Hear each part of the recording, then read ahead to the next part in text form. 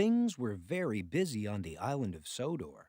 Sir Topham Hatt was away on vacation, and all the engines were doing their best to be really useful.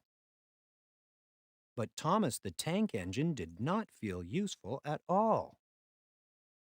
James teased Thomas for bumping into the buffers. Gordon scolded Thomas for being late. They made Thomas feel unimportant.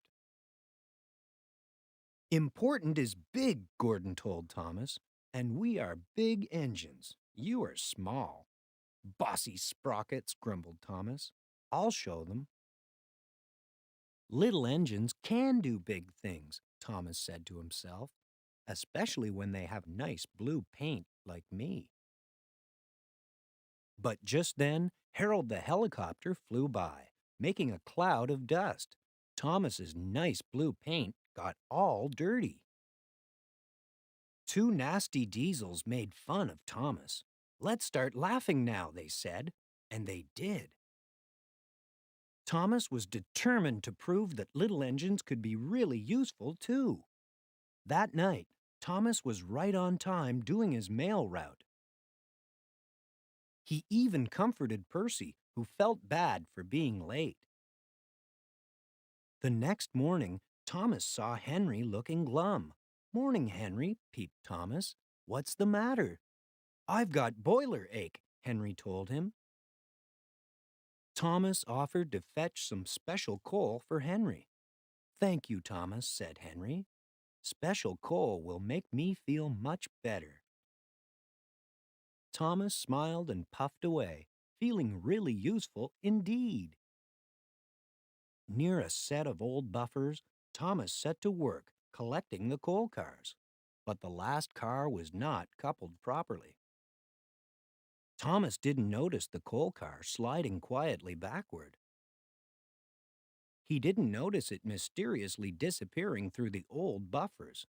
It wasn't until later that Thomas realized the coal car was missing. "I was up near the buffers when the last coal car disappeared," Thomas told Percy. Percy got very excited. "Maybe those buffers are the entrance to the magic railroad," he cried.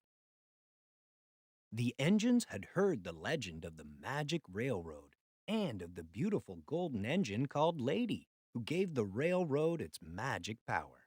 Lady had disappeared long ago, and the magic railroad had disappeared with her.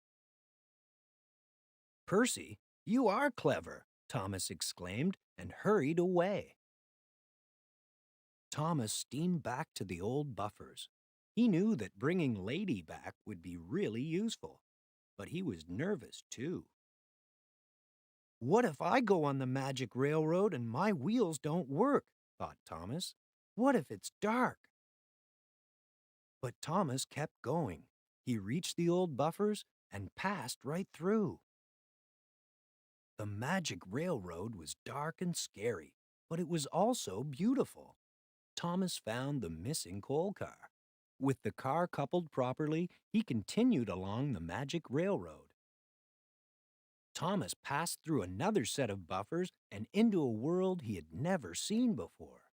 This was the other end of the magic railroad and the home of Lady, the golden engine.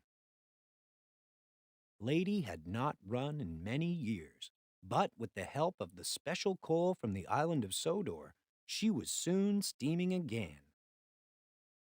As Lady moved along, her lovely, happy face was revealed once more.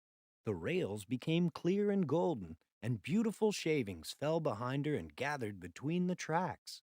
The magic railroad was coming back to life. Thomas followed Lady back through the buffers. With a roar, the two little engines burst onto the island of Sodor. "Hooray for Thomas!" the engines cheered. Lady was back, and the magic railroad would run once again. "You see," said Thomas, "little engines can do big things." The end.